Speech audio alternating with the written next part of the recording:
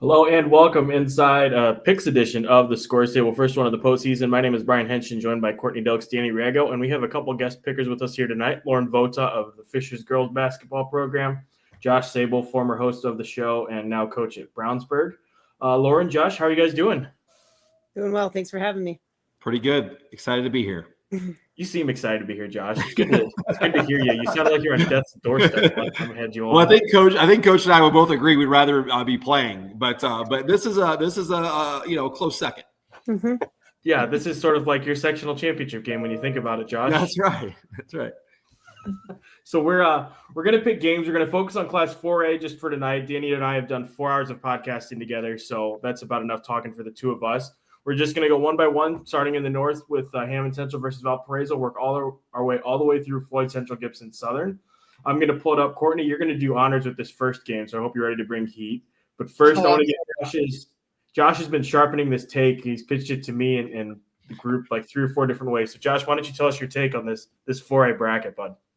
Well, overall or this game? Yeah, just overall. Just overall, I think we were talking a little bit before we came on air, and I feel like you with these remaining teams, like you could play this tournament 4 or 5 different times, and you probably have 4 or 5 different winners. Like it's very, very, very close, and I think these games are going to be extremely competitive. Lauren, you've had a chance to see a number of these teams. You agree with that assessment?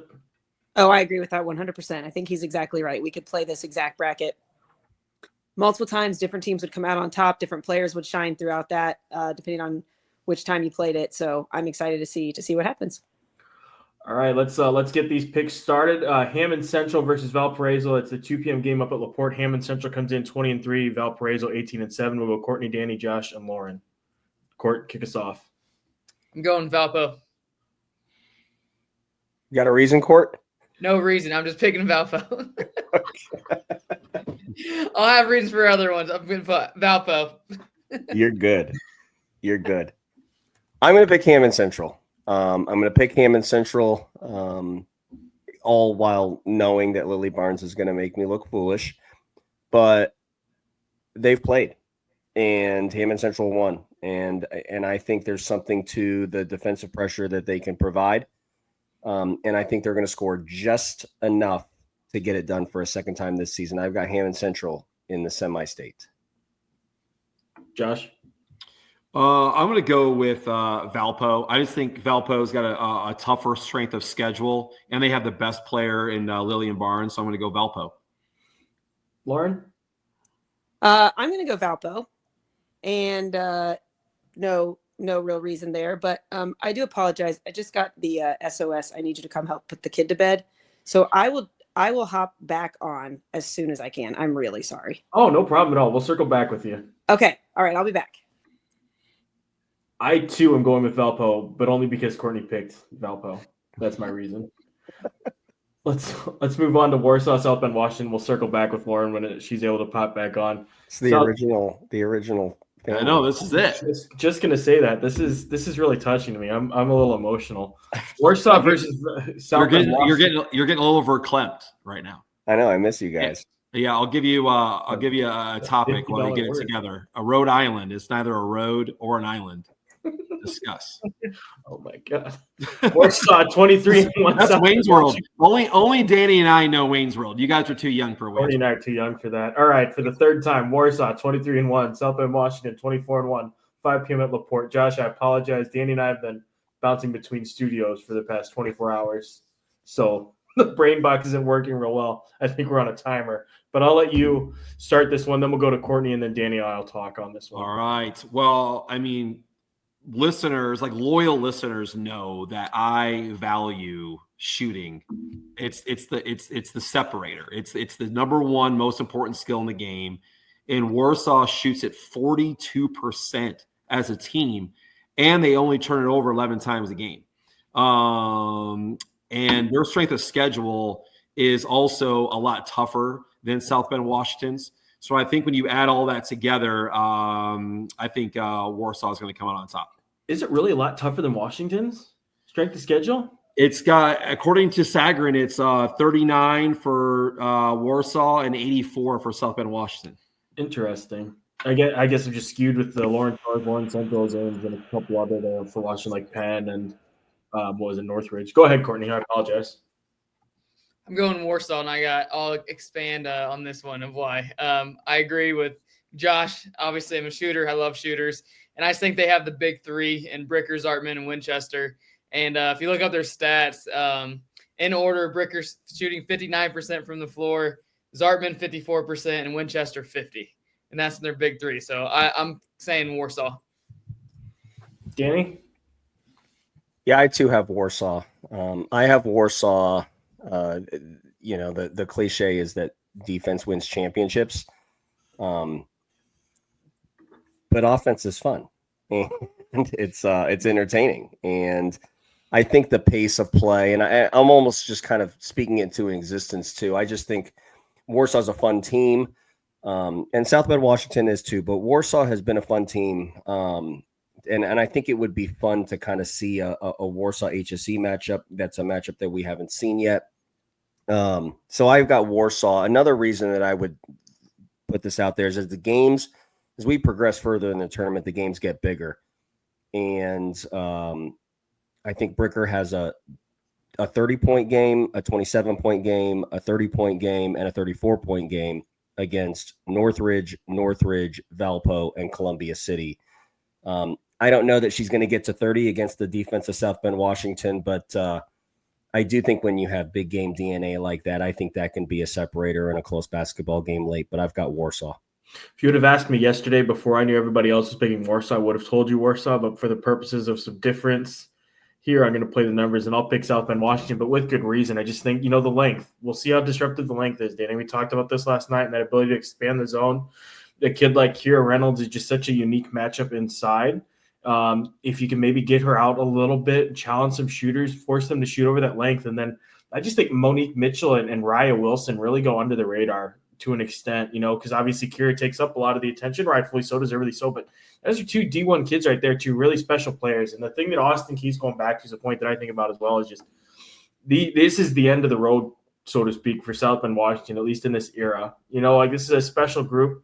They're going to be playing, as I wrote in the sectional, they're going to be playing with a particular desperation to extend their run. And not only that, but there's a lot of other implications too. Austin was very blunt and nailed it last night with the 3 Indiana All-Stars, the Miss Basketball race, and the potential to make some waves there. I mean, all these things are at stake on top of the fact that this team has fallen short of their expectations the past couple of years, if we're being honest. And I think that all of that put together is going to lead to a very hungry team that finds a way to get it done against a very talented Warsaw team. I think that's going to be – I don't know if it's it's going to be one of the games of the night, but we'll see. I think maybe one or two of these down at the bottom might overtake it for best game of the night when it's all said and done. Let's keep it moving now. McCutcheon 23-3 versus Fort Wayne Snider 13-11. That's 4 p.m. at Marion. Snider coming off the big win over Northrop. McCutcheon, as expected, rolled through their sectional. Danny, we haven't started with you yet, so I'll let you have honors. I think McCutcheon caught a break with Snider's upset of Northrop. That's a very dangerous thing to wish for and hope for, but I do think that that's a little extra lift in confidence that maybe they didn't have in this round last year. Lily Graves is playing the best basketball that she's played through her high school career the past month or so. And I think the year difference, the year experience, the year that they've had in Marion last year, I think that experience will shine through. I think this is a scary basketball game that either team could win, but I'm going to go McCutcheon. Court? I'm going McCutcheon as well. And same thoughts as Danny. I think that this year, the experience with Lily Graves being a sophomore this year, she's playing great basketball, but just that experience, you got to go through it. You got to have, I don't like to call them failures, but you got to have, I call them feedbacks. Like you got to have feedback that propels you of how you're going to work to get back to that spot and then have an opportunity to go into it with a different perspective. So I think the perspective shift for McCutcheon, Lily Graves, I'm taking McCutcheon. Josh? It makes me a little bit nervous that McCutcheon doesn't shoot it great and they turn it over 15 times a game. But I think, Fort Wayne Snider, they might be a year early because their best player is a freshman. Mm-hmm. So I like McCutcheon, but it's going to be closer than people think. I had the exact same reaction as you, Josh, and having seen Snider and the way that they like to heat teams up and speed them up, that seems like a potential problem for McCutcheon. I remember seeing them at the beginning of the year against Plainfield teams and clips of that Danville game too. That's going to be really interesting. But I think Josh hit it too, which is saying they're probably a year away. Janiah Cooper's really special. Like that kid's going to be really, really good, and is really good now. But Lily Graves this is her introduction, I feel like, to the rest of the state on this sort of stage. And I don't see her letting that miss. It feels like maybe the transfers that they got and some of the new pieces over there at McCutcheon are starting to fit together for Jeff Kanoy. And I think that the McCutcheon Mavs eke out a tight win. Game of the night from the north, perhaps. Homestead 24-2 versus Hamilton Southeastern 25-0, 7 p.m. at Marion. So much at stake here. First time through in a while for Hamilton Southeastern, I think, since 2019, right? For Homestead, second year in a row they're playing in this game after their semi-state run last year. Josh, I'll let you kick this off, then we'll go Courtney and Danny. Yeah, like this is a game that you wish was like a semi-state final game or even like a state championship game. Like that's how good both of these teams are. And if you look at their numbers, I mean, like Homestead, number 4, Sagarin, 15 strength of schedule. HSC, number 2, Sagarin, 3 strength of schedule. Obviously, there's big-time players across the board, Helsum, Epps, Michaelewski, Holman. And their numbers are very similar. Like they both shoot it, between like 36 and 38% from 3 as a team. They only turn it over 11 times a game. I think the X factor of this game is going to be KK Holman. I think if she can, pressure their guards and be disruptive where Homestead can't get comfortable, and then also chip in, I feel like she's got to be a little bit above her average in this game. Like I think she's got to kind of be in that like 15 to 20 point range. But to me, she's the X factor. I'm going to go HSC by 1, and KK Holman's going to be the X factor of this game. Go ahead, Court. This is, I agree that this is the matchup of the weekend. Besides South Bend, Washington, and Warsaw, it's the place to be. Is at Marion. Shout out, that's my hometown. But I would go with. It's really going to be a game of who can get into a flow, who can knock down shots, and that's why we play the game. We can't predict it, but I'm going Homestead. I'm going to go against Josh's pick. I'm going to say Homestead is going to be hot on Saturday. Danny. They have one very notable common opponent, and that is Lawrence Central. I do want to qualify that by saying that Carly Mollering, when Homestead played Lawrence Central, wasn't on the floor due to an injury, so she is back. But Homestead was relatively dominated by Lawrence Central, and then 4 hours later, I watched HSC take them down head to head. I'm going to pick HSC. I would encourage everybody to go and watch the 3A, 4A preview, 3-hour-long preview show that we did. There are a ton of notes that I had on this game. We went very deep on this game, and we will again probably on Sunday. I don't know how it's going to play out. I think there's a lot of different things that could be in play. We talked about where HSC sets the pack line. We talked about who Carly Mollering guards. I think I'm just going to go with HSC because for no other reason other than the fact that they are the last standing 4A team and they have given me no reason for anybody to be picking against them with confidence. They've won every basketball game that they've played this year against, what did you say, Josh? The second hardest schedule in the state? Yeah, third. I think third. The third hardest schedule in the state. I don't think that changes on Saturday. Neutral floor. I'm going to take HSE. Lauren, before we get to your HSE pick, do you have any thoughts on Warsaw South Bend or McCutcheon Fort Wayne Snider? Well, this isn't really fair because I don't know what everybody else picked, but I would say I'll take Snider. And I will take Warsaw in those games. I know Snider's record is like 13-11, and McCutcheon's won a lot more games. But I don't know. I think I'm going with Snider, and then the Warsaw South Bend Washington. Warsaw's pretty disciplined, and I'm going to take them to win out in that one. Speaking of Snider, what did you think of the Janaea Cooper when you played her? Well, I guess I need to qualify that we play them early. Mm-hmm. Obviously, she's very athletic, and I think I haven't seen her play recently, but I do think that is part of a factor as to why I picked them, because they're 13-11, but you're playing with some young kids that probably have gotten a lot better as the season has gone on. And so I think, some of those losses, if those games happened again right now, wouldn't happen. So, and then the big game from up north, Courtney disappeared. Homestead versus Hamilton Southeastern. Obviously, I guess it's fair to say you're kind of familiar with HSE. Homestead's kind of a brand too, but just what's your read on that, and then your pick? Yeah, I mean, we played Homestead in the regional a few years ago, and so familiar with obviously what they do. I think it's, as the other people said, it's a really tough game to predict because they're both very disciplined in what they do. They both have really skilled players. The thing that always impresses me about Homestead is their ability to shoot the ball from all their players. And I think that's, kudos to Rod for the way he coaches them up in their feeder system. And so I think Homestead has the discipline. I think that Homestead has the offensive power. But I'm going to go Southeastern in a close one.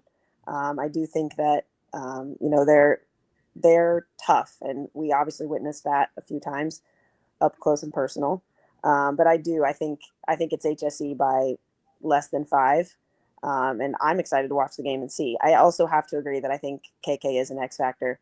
I thought she was an X factor in the sectional in some of those games. And I think she will be on Saturday as well.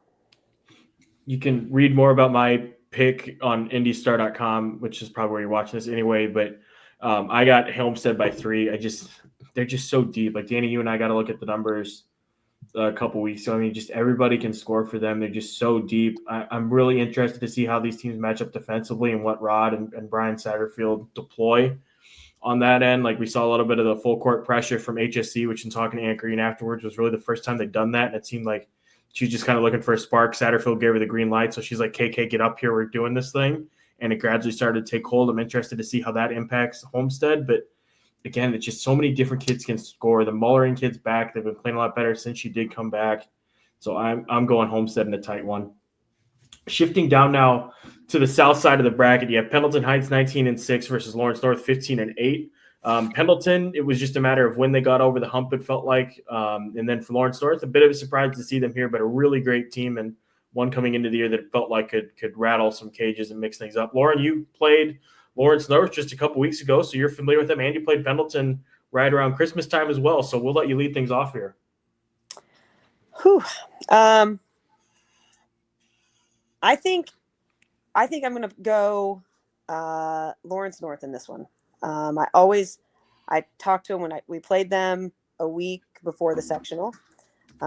We talked about, how their sectional was tough. And I think that obviously Thomas is tough on the inside, but Pendleton has Hupfer that can battle her. And so I think that's going to be an interesting matchup. I think Thomas is a senior and Hupfer is a junior, I believe. And I think one of the things that's going to be interesting for me to see in that game is how Pendleton Heights handles that zone. I mean, obviously Casey Warfel does a lot of scoring for Pendleton Heights, and so if Lawrence North is in their zone, which moves so well, they're so long and so quick in that thing. Are they able to find offensive firepower from somebody else? But I think I'm going to pick Lawrence North in that one. Josh? Yeah, I like Lawrence North. It kind of reminds me, like when I was at Franklin, Center Grove was kind of like the thorn in our side for years. And then once we beat them, it was just like you felt like you could do anything after that. And I kind of feel like that's where Lawrence North is right now. I think like their confidence is through the roof. Steven does a great job. They'll be ready to play. So I like LN. Danny? I want to pick Pendleton so bad. I'm not going to. I'm going to pick Lawrence North.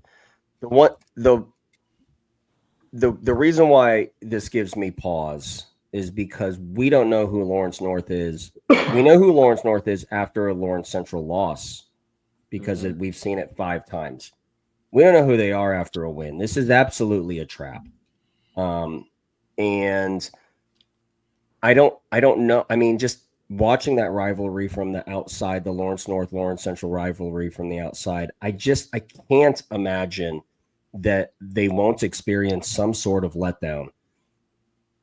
But I want Pendleton Heights to just have a little bit more firepower. Another reason why I'm picking Lawrence North, again, if you look back at the Lawrence Central game, we talked about it on the pod again. Go watch, Hank's our 3-hour marathon where we kind of break this one down. I mean, they got 3 fourth-quarter threes from Brooklyn Roberts. And it isn't because Brooklyn Roberts is like the bench X factor. I think they just have a lot of kids that Steven will rotate through. And I do think that one of them is going to make a couple of plays, or maybe a combination of a couple of kids that just make a few plays. I think the depth is going to matter in this game. I think they found something with their stacked zone that they're starting to run. I think that's a difficult thing.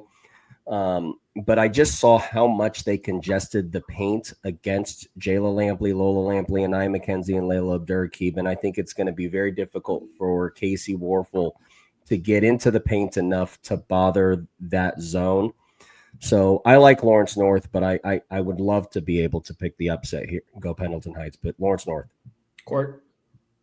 I'm going Lawrence North. I think Steven, I love his culture and his energy that he brings as a coach, and I just think they're going to be ready for that game. And I think they have, especially getting past LC, that they just are on they're on a mission now. So it's going to be exciting to watch them. Everything on paper and in my being says that it should be Lawrence North. They're deeper. They have the firepower. They defend. They're coming off the big win. But I think back to watching Lawrence North against Noblesville, and just Noblesville was able to get out to a big lead, limit those transition opportunities, and then weather the storm when LN made their push. And I think maybe there's a little bit potentially for a hangover effect after the LC win. And I think that might be just enough of a window for Pendleton to get out early, establish its own tempo. Casey Warfel, I mean, we've talked about her a lot, obviously. She's having a special year, and it just feels like we're in for one more signature performance from her. Really excited to see Jemiah Thomas versus Ada Hupfer on the inside. I think that could be where this thing is decided. But I think Pendleton Heights finds a big performance from Casey Warfel, finds enough points from some other kids to eke out a tight win. So we're zigging where everybody else is zagging there. Next one, another really great game, Pike versus Franklin Central. Pike comes in 18-6, Franklin Central 18-9, 4 p.m. at Decatur Central. Danny, why don't you start us off? I've got Pike. They're the bully on the block. They're tough. They're physical. They guard you. But also I think they know who they are. Like they have an undeniable identity. And when you have an identity that kids buy into, then you can be singular focused and the chances that you become the best version of yourself through preparation, there's no question what they want to do. Now, on the flip side, I think Franklin Central also knows what Pike wants to do, but I think it's hard. I go back to the cliche that I've said on this pod several times. Coach Sorbonne is going to have a plan, okay? But everybody has a plan until you get hit in the face, and they are going to get hit in the face. So I like Pike. I agree with the computers, who also agree with me that Pike is the statistical favorite to represent the south side of the state at Gainbridge. I see nothing to back off that. Keith is dealing. Kamari's playing great. Alana's getting downhill. I like Pike. Court. I'm going Pike in this one as well. I think I agree when you have teams that are just toughness will win games and tournaments, mentally, physically, and I think the culture that they have at Pike, I'm taking Pike in this one. Lauren, what do you got in this one? Yeah, I'm also going to take Pike for a similar reason related to the culture, but I think this is a Pike team that has not had a ton of success in past years, and so they have this edge to them. It's kind of like us against the world kind of thing, and I think that is going to prevail. Do you see similarities between them and your state runner-up team from a couple of years ago, just in terms of that mentality, Lauren? Yes, and actually, when I think it was Danny was just talking about how they have a singular focus and their culture, and everybody's bought into that one singular focus. It's scary what can happen. And that's 100% what that was on that 2023 team. I mean, not a single one of those kids had any objective except us winning when it came down to it. And it's a scary thing when teams have that all put together. And they followed a kind of a similar road too, just up until the sectional where you guys had to go through Noblesville HSE, and now they've had to go through Josh's Bulldogs, then Plainfield, and then Avon, a much more experienced team. I mean, it's, I've maybe seen what I want to see, but it feels like there's some similarities there. Oh yeah, I think that they've had a tough road, and when you can weather a storm like that and come out on top, then you have the confidence to keep doing it. So yeah, I'm going Pike. Josh, who you got? Well, I really do like Franklin Central, but I do think they're a year away because all their best players are younger players. So right now they're obviously getting a lot of great experience. I think is going to help them next year and the year after that. But I do think that Pike is just too tough. Everyone talks about Booker and Jefferson, rightfully so. I mean, they are very, very tough to handle on the interior, but they also get enough shooting. The Millers shoot it very well. Smith shoots it well, and then obviously you got Divine getting downhill. She's a good player. So I think everyone looks at Pike as a super physical team on the interior, and they are that, but they also get enough from the perimeter as well. So I like Pike in this one. Yeah, I'm going Pike as well. Let's see. We'll move on now to Bloomington South versus East Central. Bloomington South 22-2, East Central 12-11, 7 p.m. at BNL. East Central coming off the upset of Columbus North to get here. Danny, go ahead and kick us off.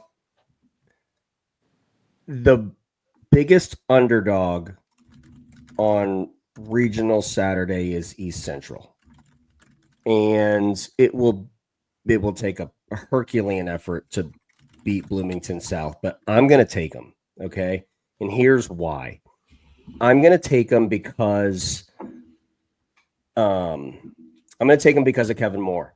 And this is the best coaching job that he's done. Again, we talked about it in the preview show. I mean, he had Josie Trable. He took Josh in the morning game of the 2-game regional when she had 35 to the brink. He's won 3 sectionals. I just feel like he's just got something going with this basketball team right now. I can't put my finger on it. I can't qualify it. I can't speak to it. I just see him. I mean, it's going to be Bloomington South versus 6. It's going to be the 5 East Central players, and he is also in a defensive stance when he coaches the entire basketball game. And I just think in a close basketball game, I think the favorite can get tight. And East Central is led by a freshman named Stenger. We talked about her. I mean, you don't know what you don't know. And I just think with these little freshmen, I don't think she's going to feel pressure. I don't think she cares what the computers say. And I don't think she cares what John Harrell's website says. And I don't think she cares what's on this pod. So I'm going with the huge upset East Central over Bloomington South. Josh, you're familiar with East Central a little bit. I guess it's probably been a few years since you're playing, but I'll let you have the floor next. No, Danny's right. They do a great job. And, you look at all the analytics and the numbers, And it looks like Bloomington South should win this game easily. But, like Danny said, like they're going to be very well coached. They have a week to get ready for this game. And you only got to win one game. This isn't like how it used to be where you got to win 2 games in one day. And it does make me a little bit nervous that Bloomington South's only played the 107th strength of schedule. I am going to pick Bloomington South to win, but it's going to be a lot closer than what people think because East Central is going to be ready. Lauren? I'm going Bloomington South. Court? Bloomington South. Same here. I'll go Bloomington South, but I think the East Central factual. I agree with Danny. I think it'll be a tighter game than what people expect. The last game to bring us home here. This will be a really interesting matchup. Floyd Central 23-4, Gibson Southern 20-6, 7 p.m. at Boonville. Lauren, you can kick us off. Well, we played both of them, and one of them beat us, and one of them did not. So I'm going to go Floyd Central. Josh? I think it's going to be very, very close. I think Gibson Southern, obviously, they're battle tested. Like they won state last year. I think when you have a dynamic guard like Gabby Spink, and then you have a sidekick or like a Batman to your Robin in Snouse, I think that matters. It concerns me a little bit that they don't shoot it well from 3. But I'm going to go with the team that's been here, and I'm going to go Gibson Southern. Court? I think it's going to be a very mental game, and I'm taking Gibson Southern, and I think Gabby Spink's the X factor in the game. Dan? All the same reasons, but a different response from me. I like Floyd Central. Remember, Floyd Central got here because they dethroned Bedford North Lawrence, who hadn't lost a sectional game in 12 years. I think when you climb that mountain, you slide down the other side with a ton of momentum. And I just think that was what they needed to do. I think this was the year that they knew that they were going to have a chance to advance. We had Jerry Hickey on the show. Their mind is in the right place. I love Elise Coleman's game. I just think Floyd Central is really, really, really good.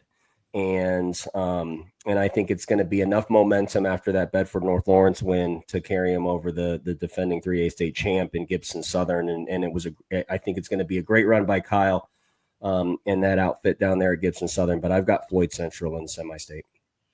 I think we've seen postseason Paige Schnauz step up big. We've seen some of the role players step up, and now I think Gabby Spink is due for a really big game, and I think she does that, delivers a semi-state berth there and a repeat regional title run. So all the picks are in. I will track them somewhere, and we'll update the results at some point next week. Thank you, Lauren, and thank you, Josh, for joining us. That was a lot of fun. For Danny and I, and maybe Courtney again, we'll be back on Sunday morning, 10 a.m. to recap the regional Saturday. It's going to be a really great game, great weekend of games, guys. All the preview information that your little hearts can desire on IndyStar.com and on the YouTube channel. But for everybody, my name is Brian Henson. We thank you so much for watching. We'll talk to you again soon.